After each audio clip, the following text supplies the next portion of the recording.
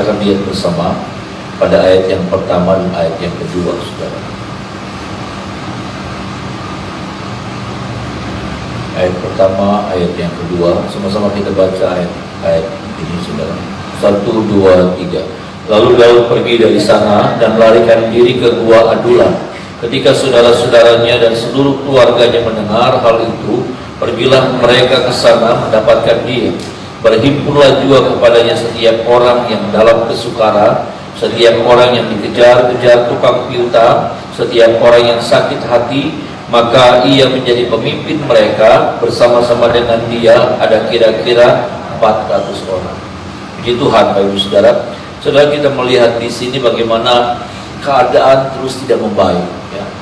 Keadaan tidak membaik dan sampai pada akhirnya Daud harus bersembunyi, saudaraku, di gua Adulam, ya. Ada sejarah tersendiri tentang gua Adulam, Bapak Ibu Saudara. Ada cerita tersendiri tentang gua Adulam. Tetapi yang menarik di sini, Bapak Ibu Saudara, bagaimana kemudian Daud tinggal di sana. Ya. Daud ditinggal di sana bersama dengan siapa? Dengan orang-orang yang dikatakan oleh Alkitab dikejar-kejar tukang piutang, orang-orang yang jahat, saudaraku, ya. Orang-orang yang punya masalah, orang-orang yang sakit hati, ya. Orang-orang yang ditolak dalam kehidupan, dalam lingkungannya, saudaraku. Itulah orang-orang yang ada di gua Adulam, Bapak Ibu Saudara, ya.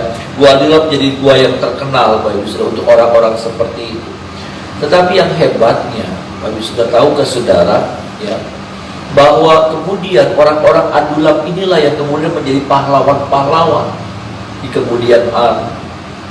Orang-orang yang ada di gua Adulam inilah yang kemudian menjadi saudaraku, menjadi kesatria-kesatria hebat yang mendampingi Daud selanjutnya. Saudara, ini yang kita lihat bersama, Bapak Ibu Saudara, ya. Ada Yoab, ada banyak pahlawan-pahlawan yang kemudian muncul, yang berasal tadinya latar belakang mereka adalah lulusan gua Adulam. Ya, orang-orang inilah yang kemudian menjadi pendamping-pendampingnya Daud, saudara. Yang kita lihat di sini, yang kita belajar di sini adalah bagaimana Daud bisa mengubah mereka. Ya. Tuhan yang mengubah mereka, amin, saudara. Tetapi yang saya mau bilang lewat Daud, lewat sosok Daud, orang-orang ini kemudian berubah mentalnya, berubah sikapnya, berubah cara hidupnya, berubah banyak hal. Orang-orang yang tadinya sudah frustasi, orang-orang yang punya masalah, yang sudah tertolak dan punya luka-luka hati, saudaraku, dalam hidup mereka. Orang-orang yang seperti itu, saudara, dan nggak gampang, saudara. Ya. Menangani orang-orang yang seperti ini nggak gampang. Ya, jadi mentor buat orang-orang seperti ini nggak gampang. Saya banyak gagalnya waktu saya menangani orang-orang seperti ini, Bapak Ibu. Orang-orang yang punya luka hati dengan orang tua, orang-orang yang punya luka hati dengan keluarga, orang-orang yang tertolak, banyak hal.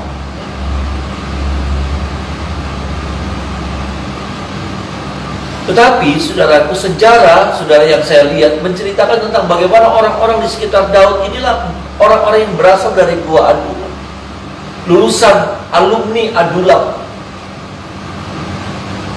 Bagaimana mereka kemudian memiliki cara cara berpikir yang baru, cara pandang yang baru tentang kehidupan. Sampai kemudian mereka yang tadinya nggak ngerti seperti apa potensi mereka, mereka sekarang menjadi orang-orang yang hebat, jadi pahlawan-pahlawan yang luar biasa.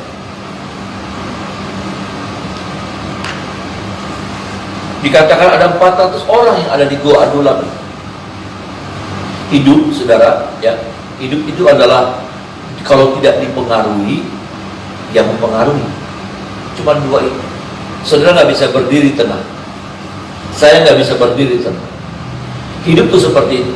Hidup dipengaruhi, saya dipengaruhi oleh orang-orang di sekitar saya, atau saya yang mempengaruhi orang-orang di sekitar saya.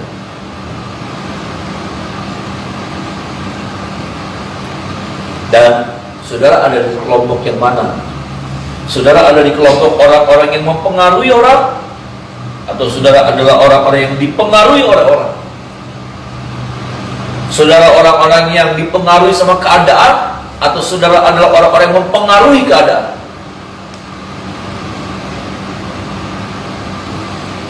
Hari-hari ini ada banyak orang yang sedang dipengaruhi sama keadaan. Ya, saya coba bayangkan Daud sendiri, atau mungkin beberapa orang dari Daud, hanya beberapa orang, dan dia masuk di Gua Adul. Tapi kemudian dari satu orang, saudaraku, dia bisa mengubah 400 orang.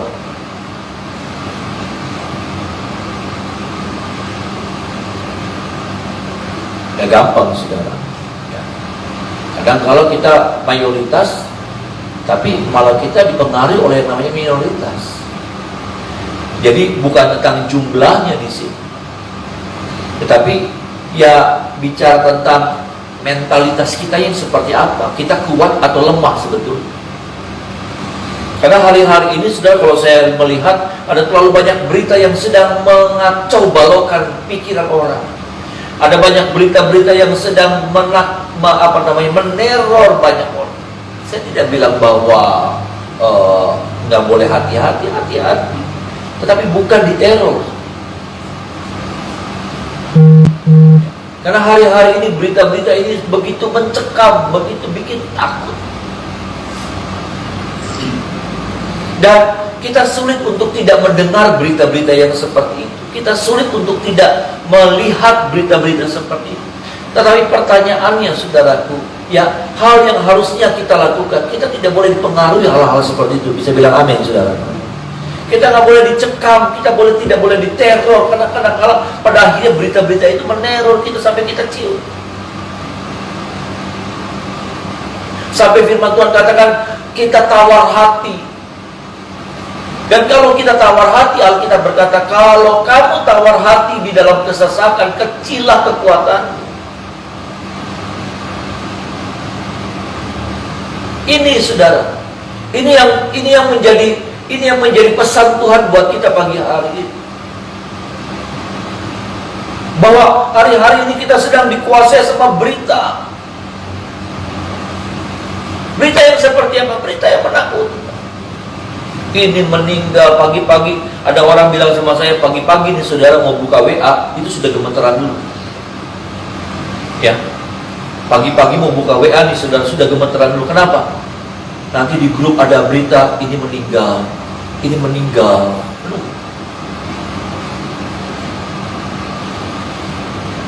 Nah, seperti itu yang sedang terjadi.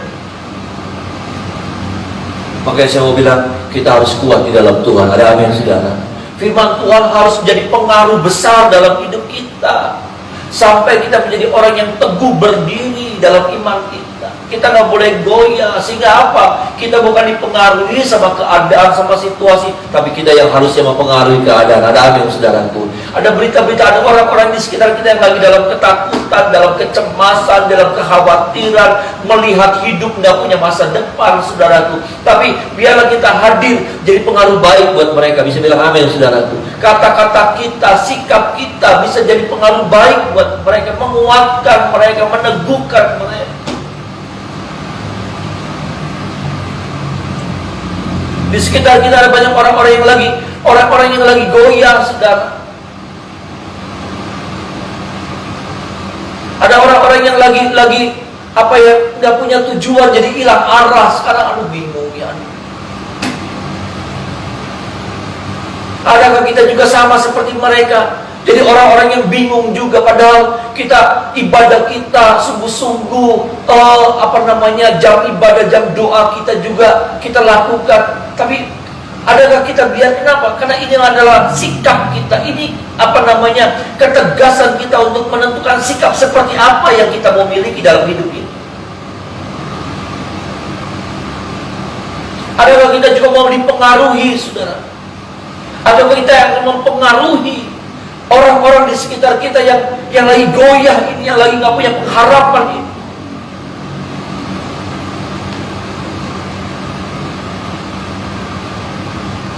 Orang-orang yang lagi ciut, orang-orang yang lagi tawar hati.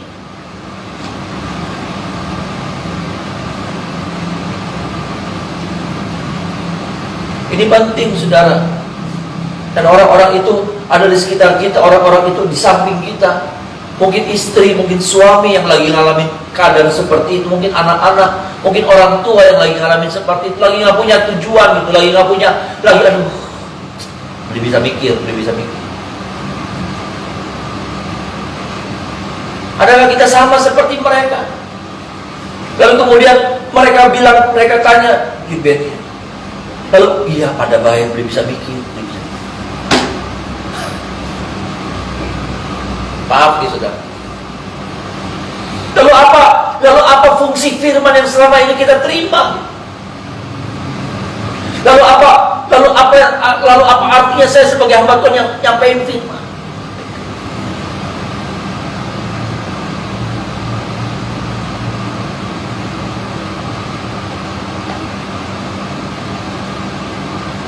Betul saudara, saya sempat goyah pada waktu kakak saya dipanggil Tuhan. Saya sempat goyah. Sungguh saya harus percaya, saya harus terus terang, saya harus mengakui itu. Saya sempat goyah. Kurang lebih hampir 24 jam mungkin saya goyah.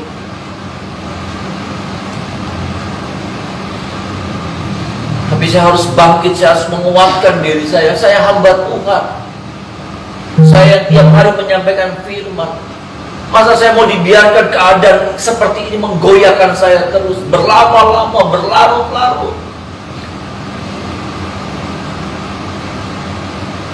Karena saya nggak bisa begini, saudara. Hati saya hancur, hati saya rusak. Tapi saya nyampein firman, nggak kena. Firmannya sudah tercemar, firmannya nggak akan nyampe. Saudara juga nggak bisa bilang begini sama orang-orang di sekitar kita. Udah kuat nggak apa-apa. Padahal hati ini lagi hancur-hancuran. Hati ini juga lagi resah. Hati ini lagi kecil, lagi tawar hati. Lalu kita bilang kita coba gaya-gayaan. Udah kuat, nggak akan nyampe. Tawar. Kata-kata kita pasti tawar, nggak ada rasa. Tapi kalau kita sendiri kuat, kata-kata kita ini punya bobot. Ada amin, saudara. Kata-kata kita nih, saudara, ya walaupun lewat WA kita cuma tulis tenang, ada Tuhan yang bela. Oh, itu tuh nguatin orang yang bacanya. Bisa bilang amin, saudara. Kenapa? Karena disampaikan oleh orang yang mengerti mengenal Tuhan dengan benar.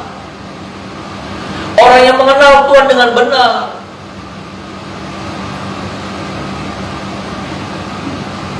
Nah ini yang jadi penentunya. Ini yang ini yang sebetulnya jadi standarnya. Kita mengenal Tuhan dengan benar enggak? Bukan cuek loh, saudara. Ada orang yang masa bodoh. Bukan masa bodoh loh, saudara. Beda lagi.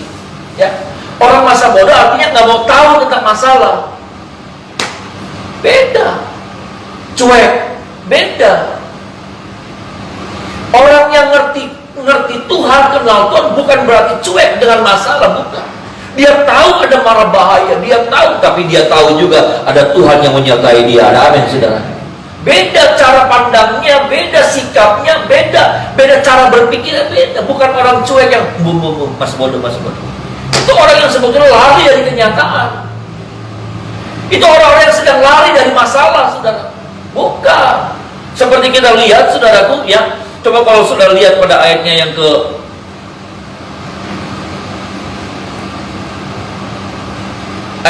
kelima, saudara. Ini Daud tadinya mau seperti itu, saudara.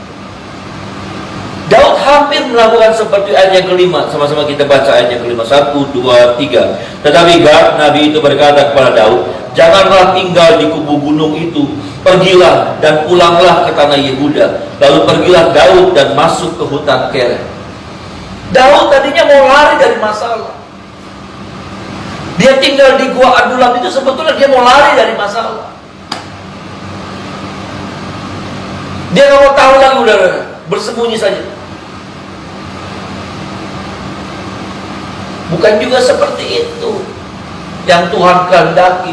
Bukan kita tidak usah tahu sama masalah, enggak. Tapi maksud saya adalah kita ada dalam realita kehidupan ini. Kita ada dalam masalah-masalah hidup yang dimana kita sedang hidup di dalam. Tetapi sikap, cara berpikir, cara pandang kita menghadapi masalah itu yang harusnya berbeda. Bisa bilang amin, saudara? Kata-kata kita waktu kita menghadapi masalah itu yang harusnya berbeda. Nggak boleh sama dengan orang dunia, nggak boleh sama dengan orang-orang Kristen, tapi sebetulnya tidak mengenal Tuhan dengan sungguh-sungguh. Maaf, saudara.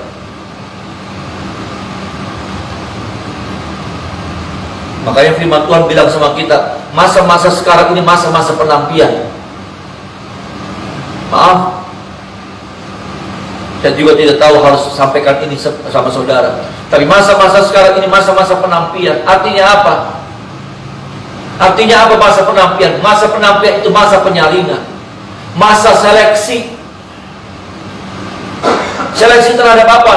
Orang-orang yang apa namanya, yang ada isi di dalamnya, atau ada orang-orang juga yang sepertinya ada isi tapi kosong di dalam. Sekam. Saya tidak bilang ini itu sekam, ini gandum, saya gandum, enggak. Perjalanan hidup ini tetap dalam ujian, saudara. Tapi kita berjuang supaya apa? Hidup kita ini punya isi, ada amin, saudara. Itu yang harusnya kita kerjakan terus tiap-tiap hari. Karena bisa jadi minggu kemarin saya ada isi, dan bisa jadi minggu ini sekarang saya sudah kosong. Masa-masa ini adalah masa-masa penampian. Yang sekam katanya akan terbang. Kenapa? Ringan. Akan tersingkirkan. Saya takut, saudara. Karena firman ini juga buat saya juga. Firman ini juga menjadi peringatan buat saya, supaya saya selalu berjaga-jaga dan mengisi hidup saya dengan firman Tuhan. Ada amin, saudara. Isi hidup saya dengan kehadiran Tuhan. Isi hidup saya dengan pengenalan akan Tuhan yang sungguh-sungguh.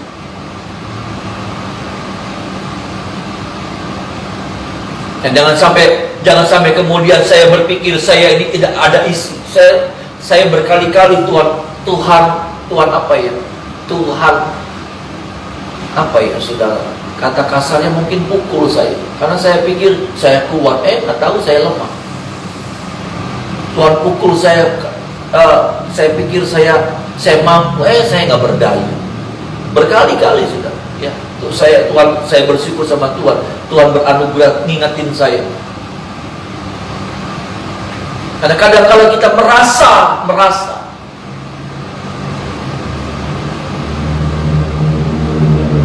Tuhan ingatkan juga pada waktu kakak saya dipanggil Tuhan, saudara. Saya jadi orang yang kecewa pada waktu itu, saudara.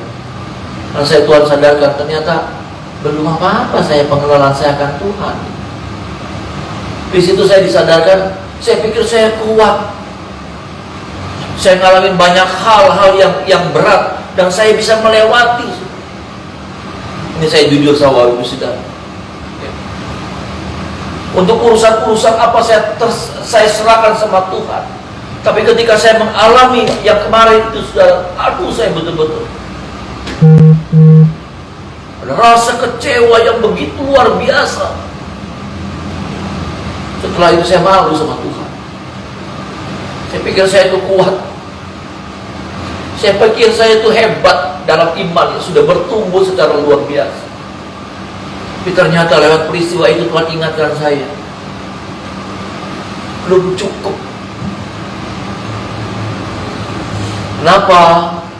Karena maaf nih, saudara, kita akan diuji dengan masalah. Kalau kemarin kita 5 kilo bisa kuat, nanti besok 7 kilo kita kuat.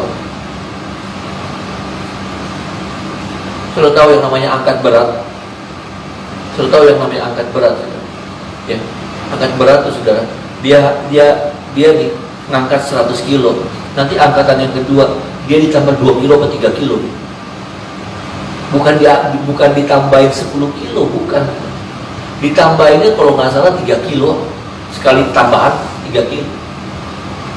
Bukan 10 kilo, bukan 20 kilo, bukan. Ditambahinnya nggak seberapa. Tapi berapa banyak waktu dia angkat, dari 100 dia bisa angkat. Tapi waktu dia angkat 103 kilo, dia nggak.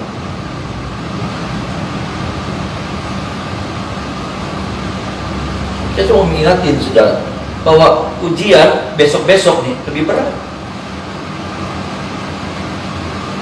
Lebih berat.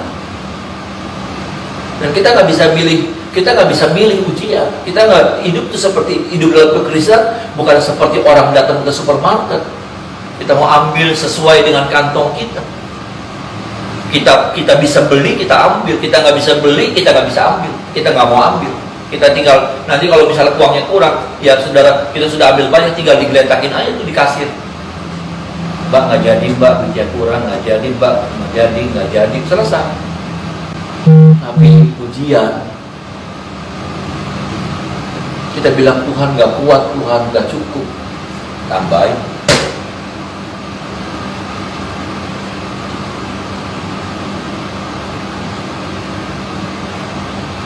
Ini Bapak Ibu Saudara, ya, bagaimana Daud memiliki mentalitas yang kuat. Dalam bahasa biasanya itu mentalitas, tapi sebetulnya bicara tentang iman. Ini bicara apa? Ini bicara tentang pengenalan akan Tuhan. Ini bicara tentang apa? Tentang hubungan dengan Tuhan yang benar. Saya takut, ya, kalau kita nggak mempersiapkan hidup kita terus latih iman kita terus pupuk, kita terus kuatkan otot-otot iman kita. Saya takut nanti ke depan ujiannya tambah gede dan itu akan mematahkan kita.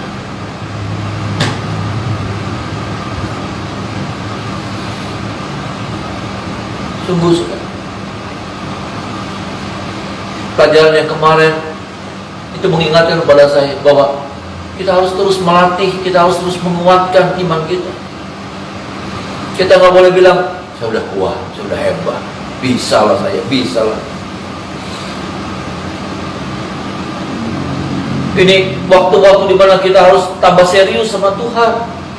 Ini waktu-waktu dimana kita, bukan waktu kita bersantai-santai. Ini waktu dimana kita harus tambah serius sama Tuhan.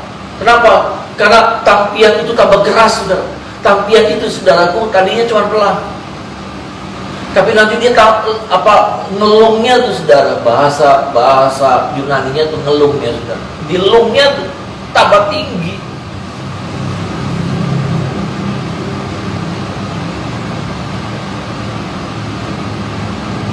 Dan semakin memungkinkan kalau kita tidak betul-betul terisi hidup kita, hati kita, iman kita, pikiran kita, perasaan kita dengan firman, kita akan terhilang, saudara. Kita akan dibuat kecewa sama keadaan. Ya, kalau kita nggak kuat dalam firman, kita akan kecewa sama keadaan. Kenapa? Karena kemarin baik, dagang baik, dagang enak, jualan enak. Sekarang tambah nyusul. Bukan cuma 0 mungkin, kadang-kala minus. Saya lagi bicara tentang sebuah fakta yang hari-hari ini sedang terjadi. Tambah lagi bukan cuma itu lagi, saudaraku, sudah lagi minus, ditambah lagi ada masalah baru lagi datang, anak sakit. Ya.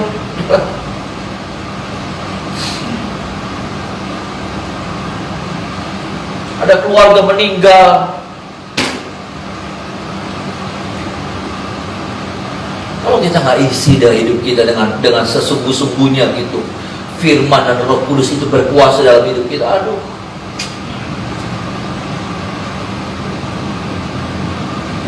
kayaknya kita bisa lewat, terhilang. Kita akan terhidup sebagai sekam pada akhir. Pada waktu tampilan itu datang,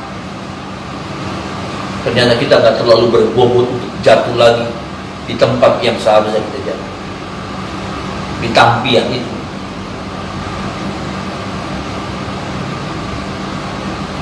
Tolong kita ya, saudara. Saya bicara di depan orang-orang yang saya percaya rindu sama Tuhan. Ada amin, saudara. Saudara yang rindu mengenal Tuhan lebih dalam lagi, saudara yang rindu untuk lebih sungguh-sungguh lagi dalam Tuhan. Ayo, saudara. Karena ini memang bukan waktunya dimana kita bersantai-santai. Jangan lihat orang, ya. Saudara akan bilang begini, orang lain juga santai, ya udah, masing-masing aja kita. Ya, makanya kalau saudara ingat tentang pengangkatan, saudaraku, pengangkatan, firman Tuhan katakan ada 2 orang di ladang, satu diangkat, satu ditinggalkan.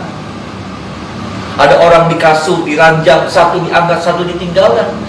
Maksudnya gini, masing-masing sekarang kelihatannya kayak sama, orang di ladang, orang di pelayanan. Tetapi ada orang-orang yang di ladang yang hatinya sebetulnya bukan di pelayanan. Bukan hatinya untuk Tuhan, tapi hatinya buat yang lain. Ada suami istri, tapi satu diangkat, satu ditinggalkan. Ya, hati ya. Suami istri betul, tapi di dalamnya beda.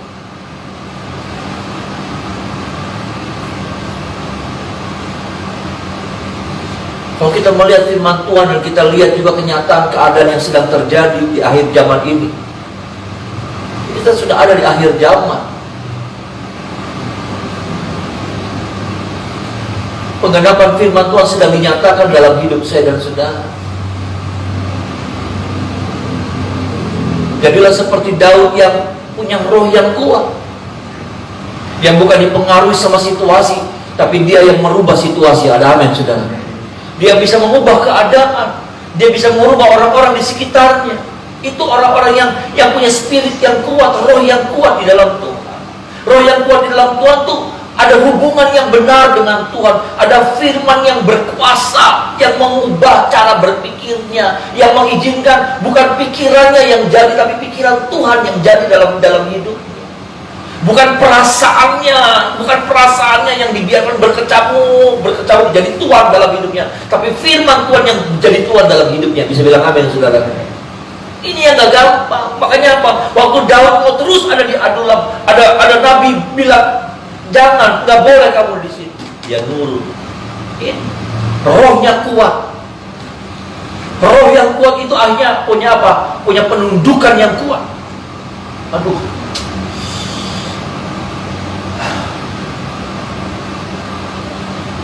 Kekristenan itu gak gampang, saudara. Jangan pikir kekristenan itu gampang. Saya bukan lagi bikin sulit ini kekristenan, enggak. Tapi ini sebuah perjalanan yang butuh ketekunan, butuh kesabaran, butuh hati yang berpaut hanya memandang kepada Tuhan sampai kita kuat gitu. Kita nggak memandang kiri kanan dan pada akhirnya kita jadi lemah. Lihat padang gurun seperti bangsa Israel jadi lemah. Tapi melihatnya apa? Lihat penyertaan Tuhan. Lihat Tuhan yang memimpin langkah-langkah mereka.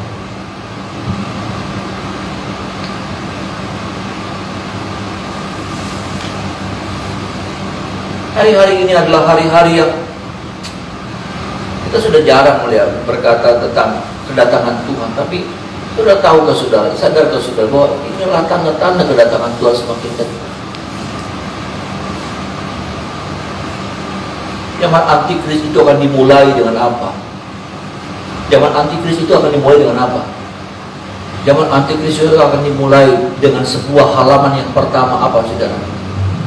Ya, tatanan dunia baru. Sudah pernah dengar tatanan dunia baru? Ya. New Age Movement, tatanan dunia baru. Ya. Itu apa? Yang sedang terjadi sekarang ini, tatanan dunia baru, di mana tatanan-tatanan yang baru ini sedang terjadi. Tatanan-tatanan yang lama, sudah bayangkan, tatanan itu sesuatu yang sudah terbentuk puluhan ratusan tahun. Ngerti sudah? Ya, puluhan dan ratusan tahun, dan orang setuju, oke, yang seperti ini ya. Sekarang tatanan-tatanan yang lama itu disingkirkan semuanya dan masuk dalam tatanan dunia baru. Orang duduk tadi ya dempet-dempetan, salah tak, saudara? Orang samping-sampingan, sekarang nggak boleh. Orang duduk 1 meter. Orang yang namanya salaman, sekarang nggak boleh salaman. Itu tatanan dunia baru. Bentuk-bentuk tatanan dunia baru. Orang bule itu, saudara, orang bule itu ya, yang namanya orang bule itu cipika-cipiki. Ya. Cipika-cipiki, aduh sekarang cipika salaman dulu ya, pemain cipika-cipiki. Udah peluk-pelukan gitu, peluk-pelukan, udah nggak ada peluk-pelukan.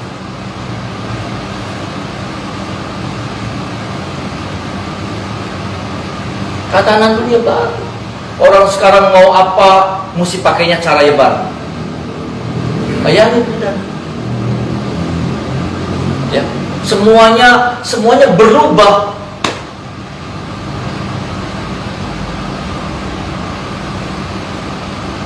Dan kapan itu terjadi? Sekarang. Sekarang ini lagi terjadi. Ya. Dan saya mau bilang, ini halaman-halaman pertama. Kita akan masuk dalam halaman-halaman selanjutnya. Nggak ngerti saya.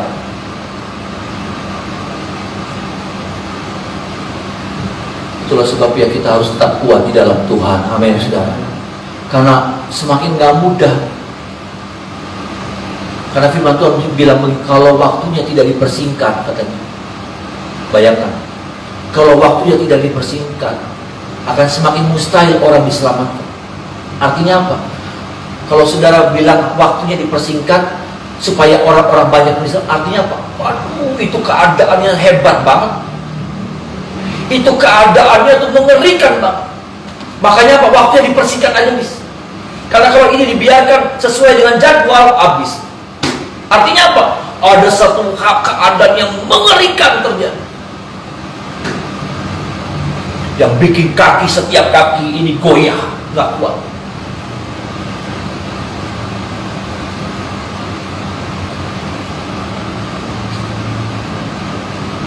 Tolong kita.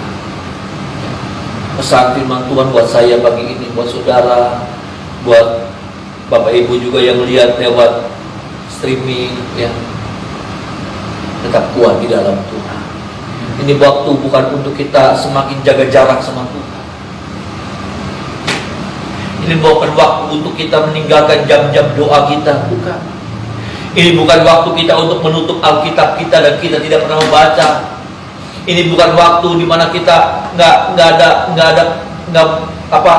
ini bukan waktu untuk mulut kita tertutup sehingga hidup kita nggak ada pujian, nggak ada puji. Ini bukan waktu untuk kita nutup hati kita, untuk kita mencari Tuhan.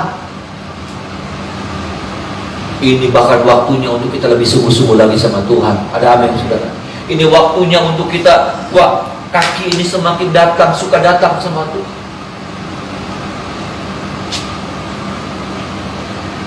Mungkin memang terbatas, tapi sudah bisa lewat streaming.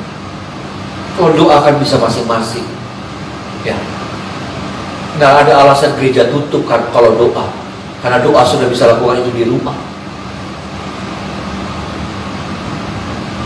Tolong kita, saudara, ya. Bukan waktunya untuk kita tidak serius. Ini waktunya kita untuk lebih sungguh-sungguh lagi serius sama Tuhan. Ini bukan waktunya hati kita dibiarkan tercemar. Ini waktunya kita jaga hati kita. Ada amin, saudara? Ini waktunya untuk kita jaga hati kita. Bahkan kalaupun ada hal yang sudah tercemar hati kita, kita minta sama Tuhan oleh anugerah Tuhan. Hati kita dibersihkan dari luka-luka, dari rasa kecewa, dari perasaan marah, dari apapun. Dan tolong kita semua ya, saudara. Setiap kita, saya juga. Supaya apa? Supaya hidup kita tambah lama, tambah hari di tengah-tengah situasi ini, tambah semakin menarik perhatian Tuhan, kuasa Tuhan hadir senantiasa dalam hidup kita. Mari kita menyembah Tuhan.